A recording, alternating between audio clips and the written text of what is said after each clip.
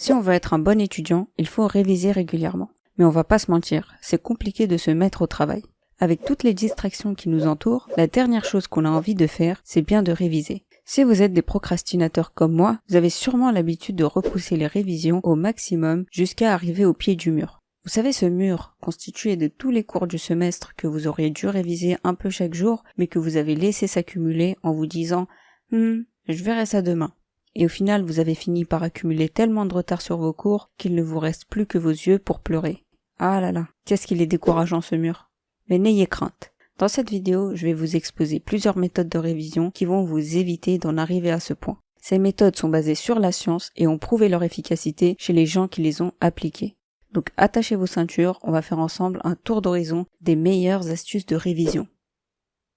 Première astuce, la méthode Pomodoro. Le plus dur dans les révisions, c'est le début. C'est de se poser devant son bureau et ses cours et de se mettre au travail. On préfère plutôt passer notre temps sur notre téléphone à scroller indéfiniment nos fils d'actualité en quête d'une nouvelle notification comme des junkies qui attendraient leur prochaine dose.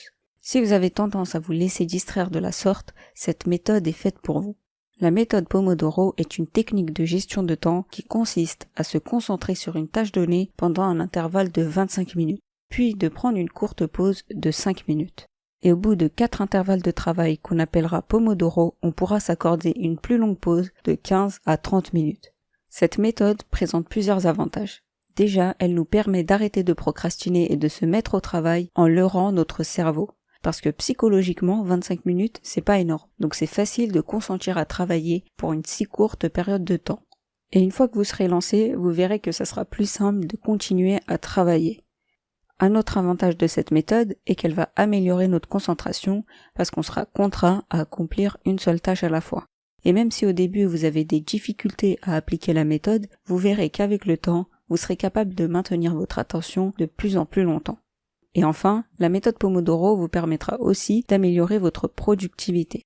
Parce qu'on sait tous que quand on travaille toute la journée, à la fin on est fatigué et on fait de plus en plus d'erreurs. Or, la méthode Pomodoro va vous obliger à prendre des pauses régulièrement et donc à économiser votre énergie pour être plus efficace quand vous travaillez. Deuxième astuce, s'aménager un espace de travail. Si vous avez l'habitude de réviser affalé sur votre lit avec un paquet de chips à la main et votre cahier de l'autre, je vous conseillerais de changer vos habitudes. Plusieurs recherches ont montré qu'avoir un espace dédié à l'étude et au travail peut améliorer vos performances. Vous pouvez très bien décider de travailler dans une bibliothèque où l'ambiance sera studieuse et vous poussera à réviser, ou sinon vous pouvez travailler de chez vous, mais dans ce cas-là, je vous conseille de suivre certaines règles pour être le plus efficace possible. Premièrement, choisissez un coin chez vous qui sera réservé uniquement à l'étude et au travail et où vous allez bannir toutes les distractions. Il faut qu'une fois assis sur votre chaise, vous soyez programmé à travailler. Ça sous-entend de bannir de votre espace de travail les jeux vidéo, votre téléphone, le grignotage et toute autre chose qui risque de vous distraire. Ensuite, il faut que vous ayez accès à tout ce dont vous avez besoin pour étudier depuis la chaise de votre bureau. Réorganisez votre coin bureau pour que vos notes de cours, vos cahiers et votre ordinateur soient à portée de main. Et surtout, n'oubliez pas de penser à votre confort. Il ne faut pas non plus que s'asseoir à votre bureau pour étudier soit une torture. Au contraire, rendez l'expérience plaisante et décorez l'espace à votre goût. Sélectionnez une bonne chaise ergonomique sur laquelle vous pourrez rester assis sans vous abîmer le dos. Armez-vous aussi d'une lampe de bureau qui vous permettra de travailler quand il fait sombre sans fatiguer vos yeux. Prenez de préférence une lampe qui éclaire avec de la lumière blanche parce que c'est celle qui se rapproche le plus de la lumière naturelle du soleil.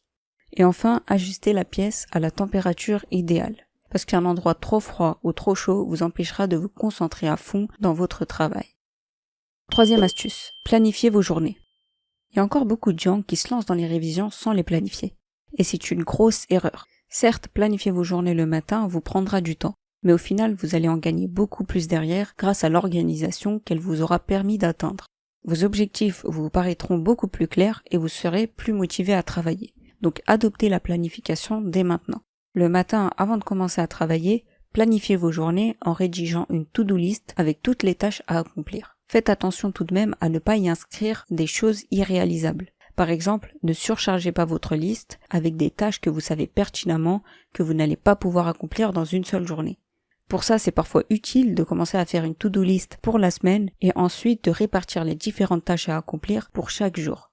Je vous conseille aussi de décomposer des grosses tâches en plusieurs petites tâches que vous pourrez plus rapidement cocher comme faites après les avoir effectuées. C'est beaucoup mieux pour le mental, parce que votre cerveau va percevoir le fait de cocher une case comme accomplie comme une récompense. Donc plus vous cocherez de cases comme effectuées, plus vous serez satisfait de vous-même. Et vous entrerez dans un cercle vertueux où vous aurez envie de continuer à travailler parce que vous aurez l'impression d'être efficace et d'être sur le bon chemin. 4e astuce, interrogez-vous. Beaucoup d'étudiants continuent à simplement relire leur cours pour le mémoriser, mais ça ne marche pas pour une raison très simple.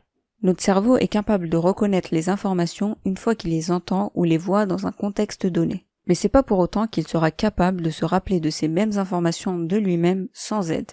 Par exemple, je pense que ça nous est tous déjà arrivé de ne pas réussir à trouver la réponse à une question qu'on pensait connaître aussi longtemps qu'on y réfléchisse, mais dès que quelqu'un nous donne la réponse, on se dit « Ah, mais oui, je savais !» Ça, c'est la différence entre se rappeler d'une information de nous-mêmes sans l'aide de rien et reconnaître l'information quand elle nous est délivrée dans un contexte particulier. Pour éviter de tomber dans le piège de l'illusion de la connaissance, il y a une solution simple. S'interroger sur le cours. Le meilleur format pour ça, c'est les flashcards. En écrivant une question d'un côté d'une carte et sa réponse de l'autre côté, vous allez pouvoir tester vos connaissances pour vérifier que vous avez bien mémorisé les informations. Si vous vous trompez à une question, mettez sa flashcard de côté et revoyez-la régulièrement jusqu'à ce que vous la mémorisiez. Et c'est en vous interrogeant à intervalles réguliers que vous allez être sûr que vous avez bien mémorisé le cours. En appliquant cette méthode, vous serez bien plus efficace que si vous vous contentiez de relire le cours bêtement, et ce pour un même nombre d'heures investies. Donc c'est tout bénef pour vous. Vous passerez moins d'heures à apprendre et à la fin vous arriverez à retenir plus d'informations. 5e astuce. Enseignez ce que vous apprenez. Une autre astuce pour consolider ses connaissances et s'assurer qu'on les ait bien comprises, c'est de les enseigner aux autres. Parfois, on a l'impression de comprendre quelque chose, mais quand on nous demande de l'expliquer à notre tour, on n'y arrive pas. Parce que pour enseigner quelque chose, il faut l'avoir compris profondément. C'est pour ça que dès que vous voulez tester vos connaissances, je vous conseille d'essayer de les expliquer à quelqu'un.